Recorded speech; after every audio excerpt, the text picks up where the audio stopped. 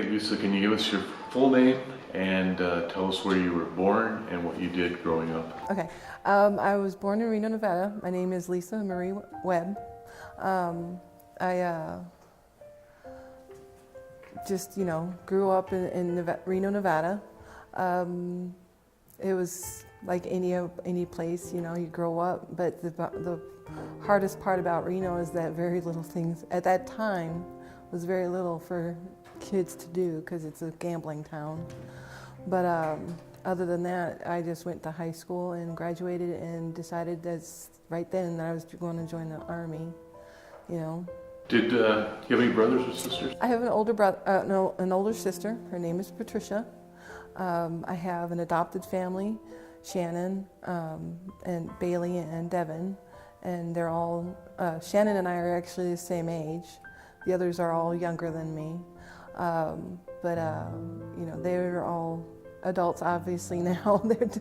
They're doing wonderful, When you were younger, did you used to play Army, soldier, anything like that? No, actually, when I was first trying to figure out what I wanted to do, I wanted to be a lawyer. But then I realized that you had to stand up in front of a bunch of people and make an argument. It's like, not so much. When I joined went to high school, I joined what's called the JRTC in Reno. It was the Army branch.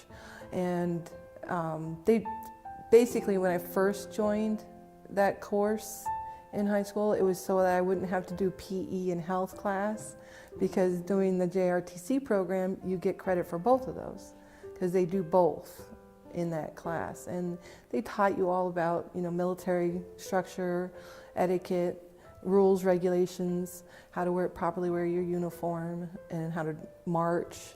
And I did that for the whole 4 years of my high school career, as they call it.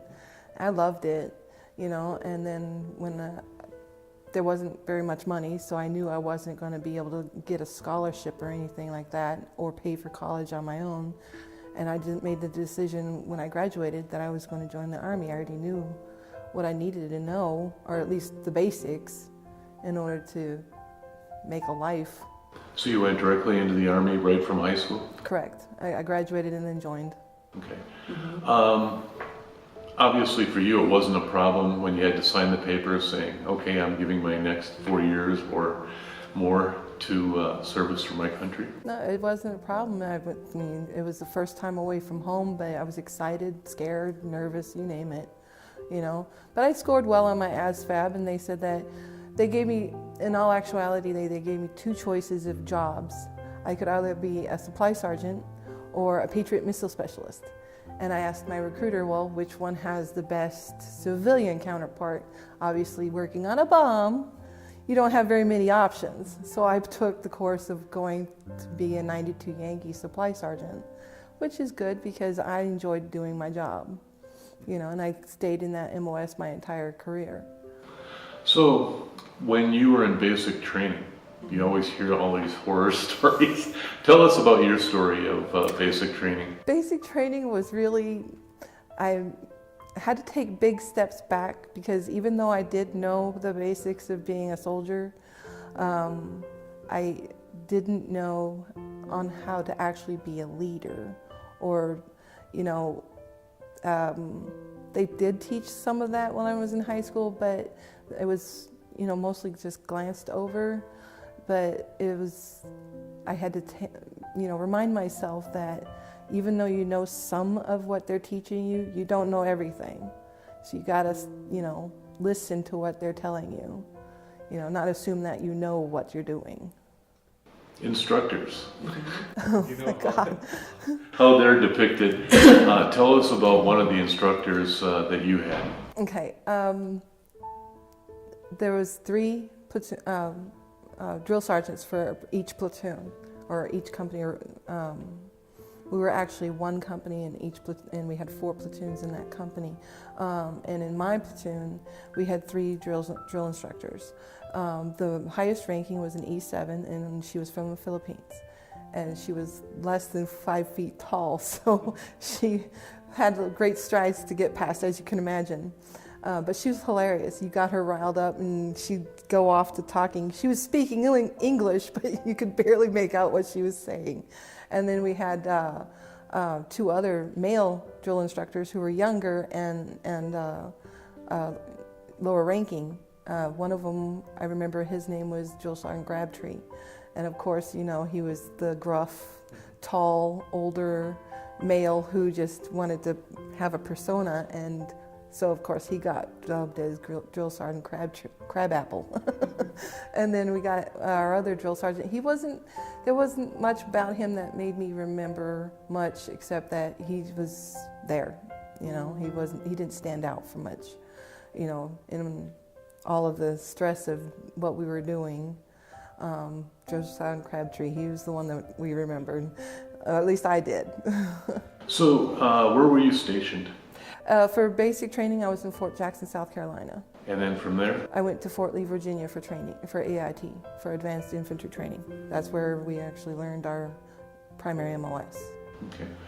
Now, did you have to serve any time overseas? Yes, I spent a year in Korea, and then that's where I met my husband. And I spent 2 tours over in Iraq. Okay. Can you tell us about the time you spent in Iraq? Anything that really stands out there?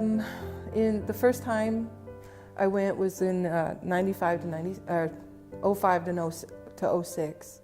I landed in the airport in Iraq on December 25th of 2005. That was an interesting day. We got off the airplane and they handed us a Christmas stocking. So yeah, that was interesting.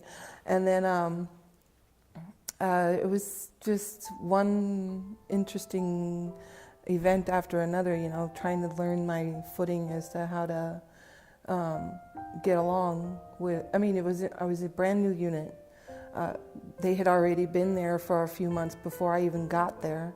It was my first time in a situation like that. So I had to readjust how, not so much how I was thinking, but how to do things, because there was obviously restrictions as to what you could and couldn't do.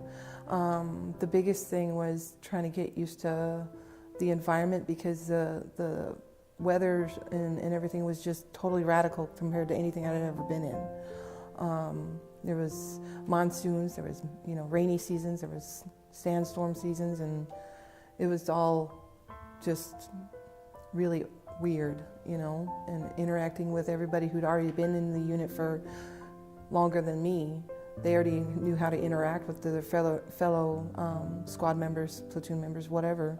And being in a unit that was so diverse, you didn't have just soldiers, mechanics. You had everything. You had MPs, construction, you know, engineers. You had all kinds of people that you had to help and make sure that they had the equipment they needed.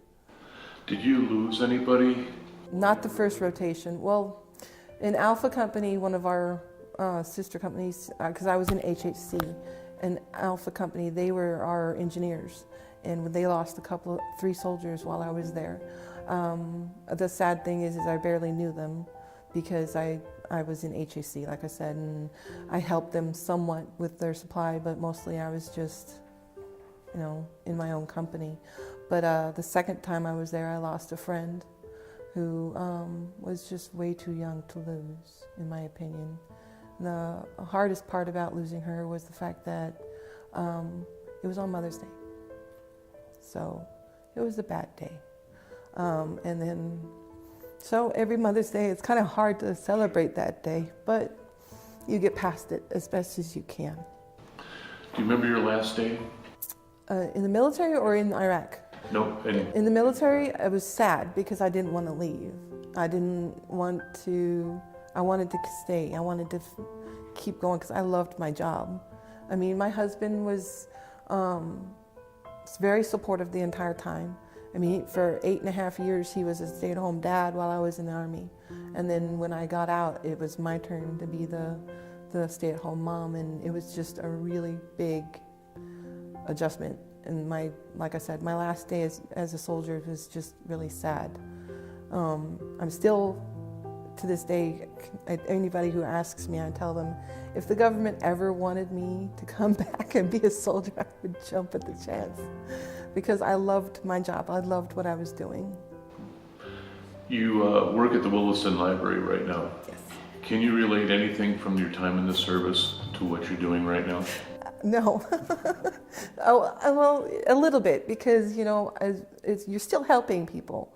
It's just that you're helping them with their computer services, or you're helping them find a book or something like that. You're not providing them with their pens, their bullets, or their vehicles or anything like that. So it's a big difference, but you're still helping people. That's how I see it. Lisa, again, we want to thank you for your service and thank you for doing the interview. Thank you. I appreciate your time.